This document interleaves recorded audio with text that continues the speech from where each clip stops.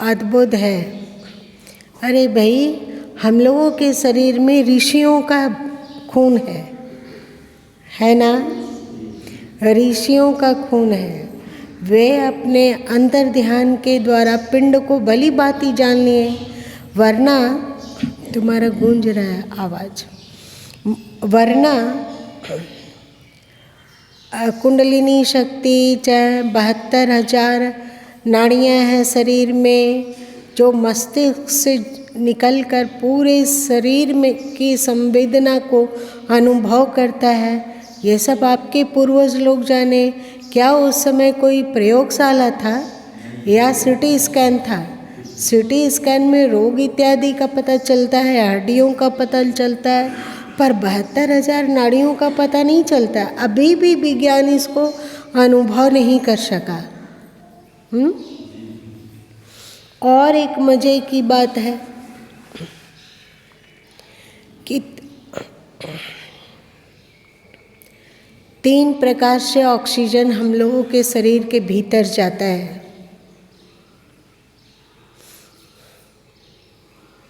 बाएं श्वास से अक्सर हम मनुष्यों का लगभग एक ही श्वास चलता है, या बायां, मतलब एक थोड़ा खुल के एक थोड़ा बंद बंद, ठीक है। तो हमारे ऋषियों ने अनुभव किया कि यदि दाहिना श्वास चल रहा हो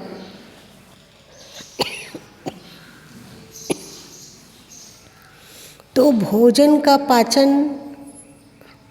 शीघ्रता से होता है। आप दौड़ भाग वाला काम भली भांति कर सकते हैं। युद्ध के मैदान में जाना हो और आप यदि दाहिने श्वास को प्रखरता पूर्वक जगा पाएँ तो आप बहुत ही बहादुरी पूर्वक लड़ पाओगे। दौड़ना हो, भागना हो, अथवा कोई ऐसा कार्य करना हो जिसमें जोश खरोश अथवा गर्मी चाहिए, तो दाहिना श्वास। उन्होंने शोध करके जाना कि बायां श्वास चलता हो तो शरीर में शीतलता बढ़ता है।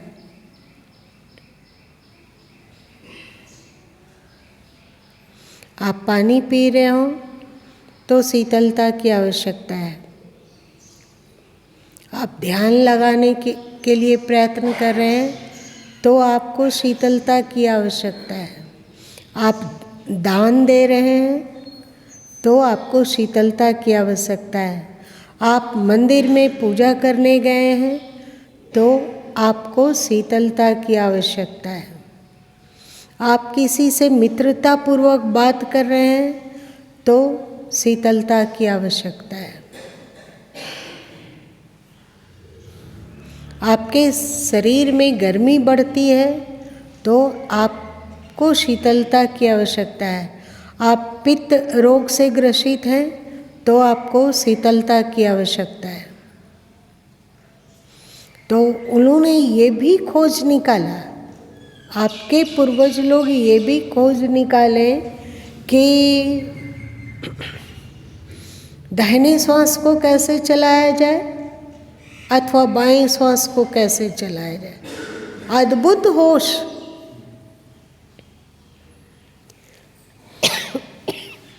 ये कोई शास्त्र में पढ़कर वे नहीं जाने। आपके शास्त्रों में इन सब की चर्चा की हुई है, वेदों में भी है, उपनिषदों में भी है, अथवा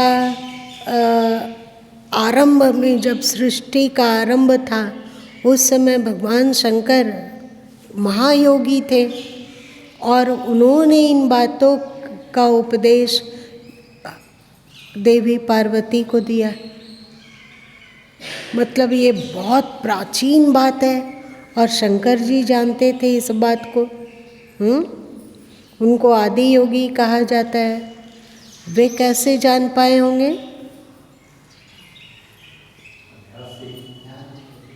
होश के द्वारा।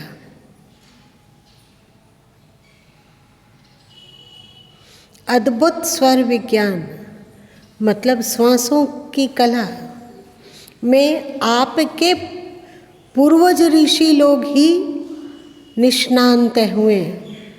बाकी यहाँ से इक्का दुक्का कहीं कहीं गया हो, पर अभी भी अन्य धर्मावली इससे परिचित नहीं है। आप पढ़ के देख लो ना, आप बाइबिल पढ़ जाओ, कुरान पढ़ जाओ, अथवा अवेस्ता पढ़ जाओ, अथवा यहूदियों के ग्रंथ को पढ़ जाओ, अथवा अन्य अन्य जगह भी है जो सनातन धर्म से जुड़ा रहा है, जिसके पूर्वज वे हो सकता है कि जान सकते हैं, पर इन श्वासों के विज्ञान को जानना बहुत कठिन है। तो ऐसे सूक्ष्मदर्शी ऋषियों का खून आप लोगों में है या नहीं है? आप बताइए फौजी जी, आप किस गोत्र के हैं? क्या? वत्स गोत्र के हैं। वत्स गोत्र को ले जाइए कि ये किनके संतति हैं, मतलब सप्त ऋषियों में से किस ऋषि धारा में ये वत्स गोत्र आया। कुल मिला हमारा ये गोत्र है, इसका मतलब कि हमारे शरीर में उस ऋषि का ब्लड है, उनका वाला डीएनए भी होगा। डीएनए कितना दिन तक पीछा करता है?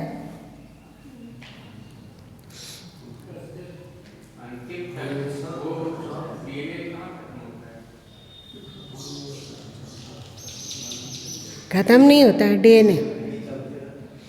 तो वो डीएनए उनका हम लोगों में है या नहीं है?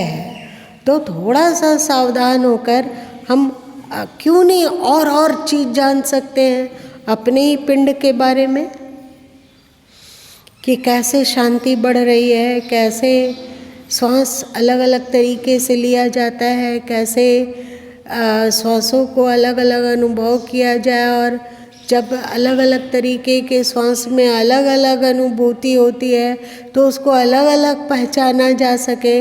हम लोग पहचान सकते हैं या नहीं? धीरे बोलते हो, मतलब आप लोग को अपने गोत्र पर भरोसा नहीं है। गोत्र पर भरोसा नहीं है।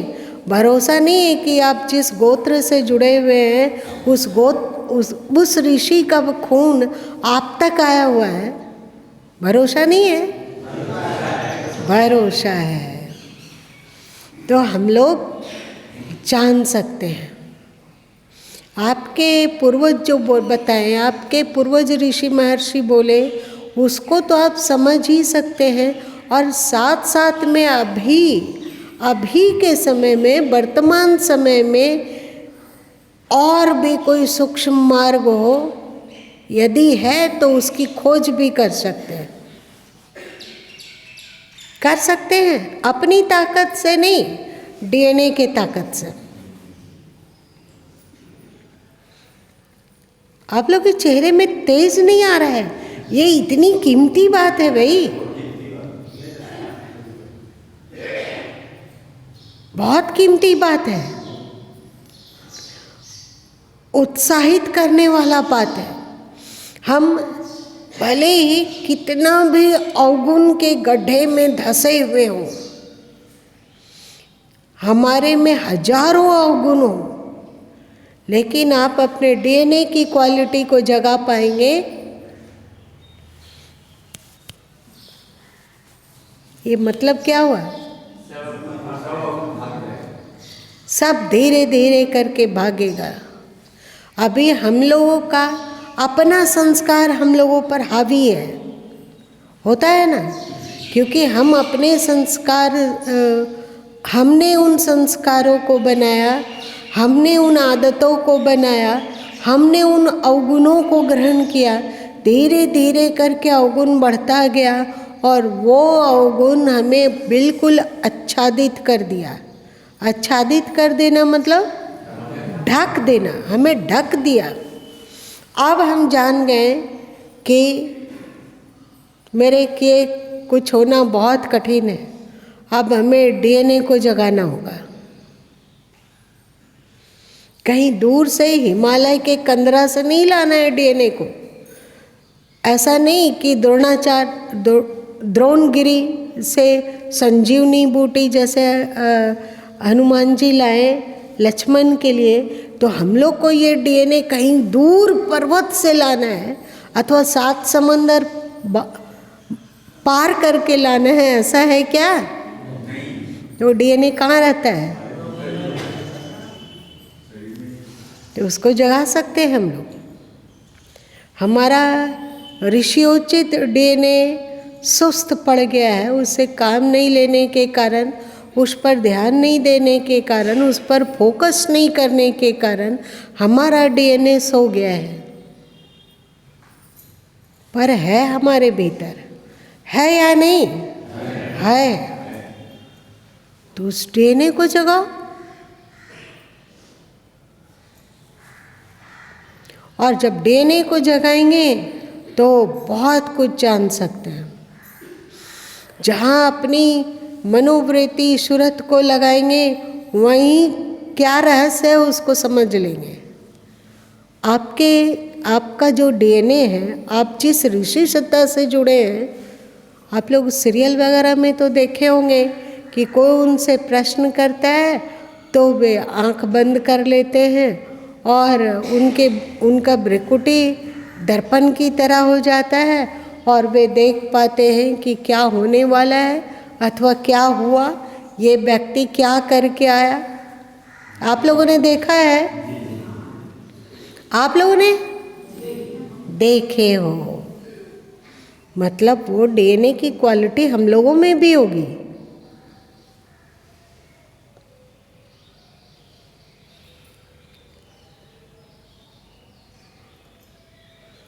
अशोक जी, सॉरी यदि हमें आपको खड़ा कर देना पड़ा तो। क्यों खड़े हो रहे हैं? अगर सावधान नहीं रहे तो अभी बैठ जाइए।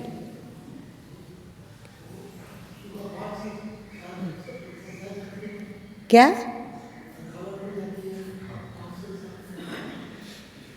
वो जो आप किए वो आपके शरीर को मजबूत करेगा और गुरु माँ शांति और खुशी और आनंद को मजबूत करेगा। दोनों जरूरी है।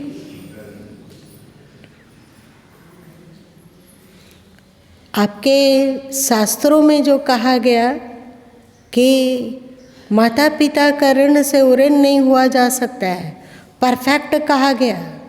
माता पिता ने इस शरीर को बनाया, जन्म दिया, पाला, इसका पोषण किया, शरीर को जीवन देने के लिए बहुत सारे कष्ट सहे, तो माता पिता के प्रति तो कर्तव्य होना ही चाहिए।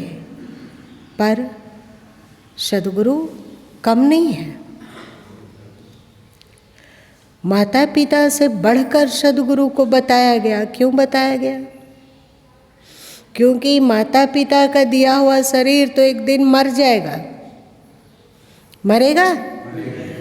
माता पिता के दिए हुए शरीर में एक दिन चिता का जलावन बनना ही अंतिम परिणति है, इसके अतिरिक्त कुछ नहीं। पर जो सद्गुरु आपको दे रहे हैं वो आपसे छूटेगा नहीं, छीनेगा नहीं। छीनेगा क्या? सद्गुरु वो चीज़ आपको देते हैं जो आप मृत्यु के बाद भी अपने साथ ले जाएंगे अथवा वो भी आपके साथ चला जाएगा। वो ज्ञान का जन्म, वो विवेक का जन्म, वो बोध का जन्म, उस होश का जन्म, उस अध्यात्म का जन्म, उस संस्कार का जन्म वे हम दे रहे हैं जो कि आपका साथी है। वो कभी नहीं छीनता। शरीर की मृत्यु हो भी जाएगी तो भी वह हमारे साथ जाने वाला है। जाएगा ना? इसलिए तो गुरु की इतनी महिमा है। और गुरु वाणियों पर कितना सावधान होना चाहिए, ये गुण हम लोगों को सिखों से सीखना चाहिए।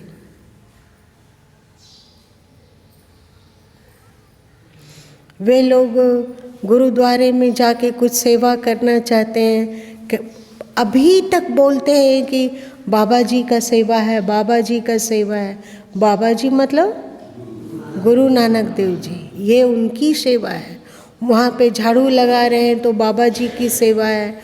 उनका दर्शन करने वाले यात्रियों का जूता साफ कर दे रहे हैं तो ये बाबा जी की सेवा है।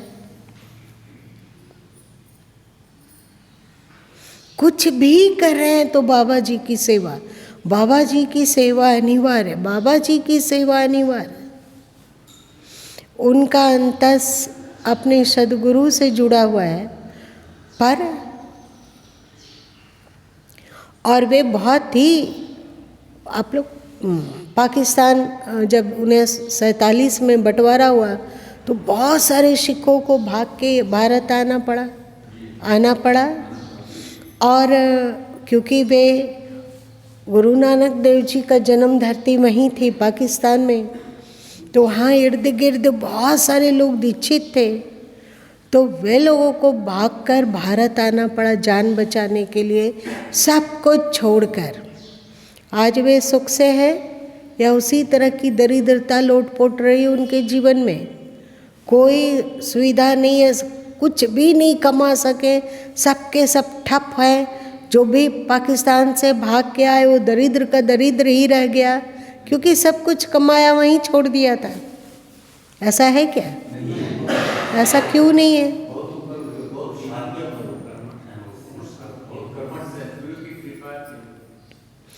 अपने सद्गुरु पर भरोसा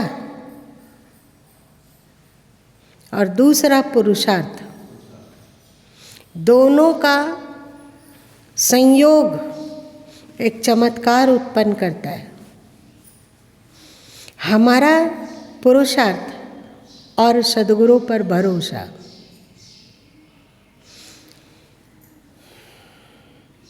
तो इस ज्ञान को कमज़ोर नहीं समझा जा सकता है। आज के ज्ञान में इस बात को जानो कि हम लोग अपने डीएनए को जगा सकते हैं। और एक कीमती बात बोले, आपके ऋषि लोग ये कामना करते हैं कि हे प्रभु, यदि पुनः धरती पर लौटना पड़े तो हमें भारत में ही जन्म दीजिएगा, दूसरी जगह नहीं। इंग्लैंड में, अमेरिका में, अफ्रीका में, स्वीडन में, अरब में, ना, यदि हमारा जन्म होता हो तो भारत में ही होना चाहिए। क्यों? एक मजे की बात है कि यदि अभी आप वत्स गोत्र न बतलाया, आप वत्स गोत्र में जन्म लिए तो वत्स गोत्र का डीएनए यदि आप जगा पाते हैं तो उस तरह का संस्कार आपका बन जाएगा, और फिर से जन्म लेकर आप धरती पर आएंगे, भारत भूमि में आएंगे, तो हो सकता है कि उस समय वत्स गोत्र के स्थान पर कश्यप गोत्र मिल जाए, अथवा सांडिल्य गोत्र मिल जाए, अथवा और कोई गोत्र मिल जाए, और फिर उनकी क्वालिटी भी हम अपने भीतर जगा सकेंगे। ये गोत्र मिला तो इस गोत्र की क्वालिटी अपने में जगा सकते हैं इस जन्म में अभी, और फिर से भारत आएंगे तो फिर से किसी ऋषि का गोत्र मिलेगा, फिर से उनका डीएनए मिलेगा। ये नित्य प्रतिदिन हमारा डीएनए अपग्रेड होता हुआ, विकसित होता हुआ, फैलता हुआ एक दिन हमें मुक्त कर देगा, हम सुखी रहेंगे। इसलिए वे कहते हैं कि देख मालिक, हे भगवान, कुछ प्रार्थना सुनो या ना सुनो, पर फिर अगर यदि मेरा जन्म होता हो तो भारत में ही देना, दूसरा जगह नहीं, क्योंकि वहाँ इस तरह का डीएनए मिलेगा ही नहीं। मिलेगा क्या? नहीं मिलेगा। कौन जानता है हम लोगों के भीतर किनके डीएनए का संस्कार संग्रहित है इस जन्म में वत्स, इसके विगत जन्म में कोई दूसरे गोत्र के रहे होंगे, उसके पहले किसी और गोत्र के रहे होंगे। यदि भारत में ही जन्म होता रहा हो तो उसके पहले किसी और गोत्र के रहे होंगे। तो भले ही ऋषि महर्षि लोग केवल अपने संस्कार को जानते हो, पर हम लोगों के डीएनए में तो अनेक ऋषियों का संस्कार है। पहचान के तो देखिए, जैसे हनुमान जी अपनी क्षमता को, अपनी शक्ति को नहीं पहचान पा रहे थे, तो समुद्र के किनारे, क्योंकि उनको समुद्र के पार जाकर लंका का पता लगाना था ना, तो बैठकर अपना सिर पकड़े हुए थे कि कैसे जा सकेंगे, इतने विशाल समुद्र को कैसे लांघ सकेंगे। तो जामवंत, अंगद वगैरह ने उनकी शक्ति को बताया कि आप अपनी शक्ति को याद कीजिए, आप अपनी क्षमता को भूल गए हैं। आप अपनी क्षमता को याद कीजिए कि आप बचपन में सूर्य को पकड़ने दौड़े थे। आप में असीम क्षमता है। आप ये बैठकर यहाँ रोना क्या रो रहे हैं? प्रयत्न कीजिए, उन पर भरोसा और अपना प्रयत्न। इतना ज़्यादा कहते हैं ना कि सबको मिलके चढ़ाया, इसीलिए वो ऐसा कर दिया। आप लोग बोलते हो ना क्या? जो भी हो, हनुमान जी के दोस्त लोग, मित्र लोग ऐसे नहीं थे जो कि चढ़ाकर किसी गलत मार्ग में भेजते। उनकी शक्ति का एहसास कराया उनके मित्रों ने, और हनुमान जी एक छलांग में इस पार से उस पार। हम लोग भी अपनी शक्ति को भूले हुए हैं। छोटी छोटी बात में दुखी होना, छोटी छोटी बात में टेंशन लेना, छोटी छोटी बात में हताश हो जाना, छोटी छोटी बात में तनावग्रसित हो जाना, इसके लिए हम लोग का जन्म मिला ही नहीं। क्यों मिला भारत में जन्म? अपना डीएनए जगाने के लिए। और जब हम अपने डीएनए से परिचित होंगे, इस जन्म का डीएनए वत्स, इसके विगत जन्म में कौन सा डीएनए मिला होगा, तो खोजने पर पता चला अत्रि गोत्र मिला था। मतलब अत्रि जी के डीएनए भी का संस्कार भी हमारे मन में है ना। पुराना शरीर छोड़ दिए, पर वहाँ जो संस्कार मिला वो संस्कार मन में भरा, और वही मन ही शरीर में आया। तो हमारे भीतर अत्रि वाला डीएनए है या नहीं? अब बताओ हम लोगों में किसका किसका डीएनए, और सब एक से बढ़कर एक महापुरुष।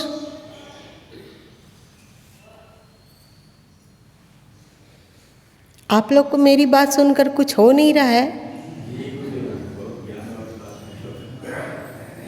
कुछ हो रहा है कि हम निर्बल नहीं हैं, हम कमज़ोर नहीं हैं, हम शक्तिशाली हैं। हम पुरुषार्थ करेंगे, हमारा डीएनए वो भी तो सद्गुरु ही है,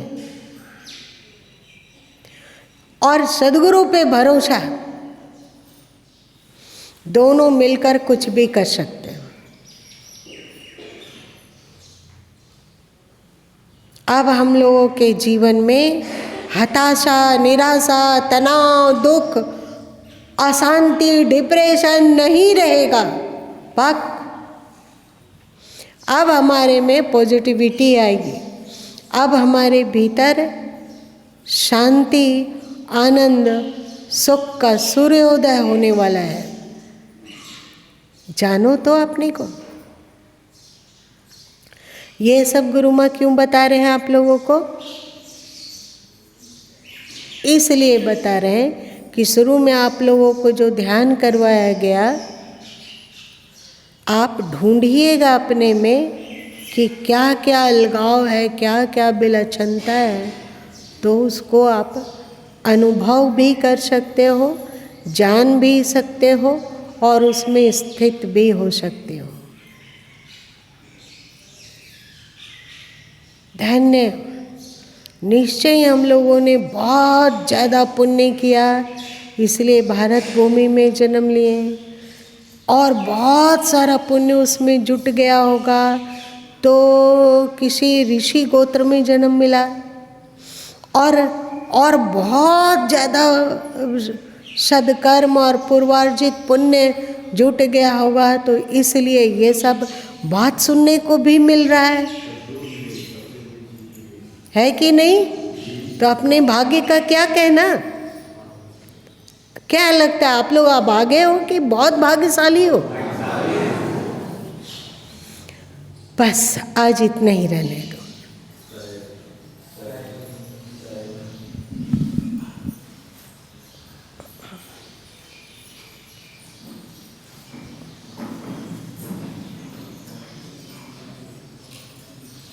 निरीक्षण कर रहे हैं कि किसके किसके चेहरे में अभी तक 12 बजा हुआ है और किसका चेहरा ये सब जानकर खिल गया है, फैल गया हो।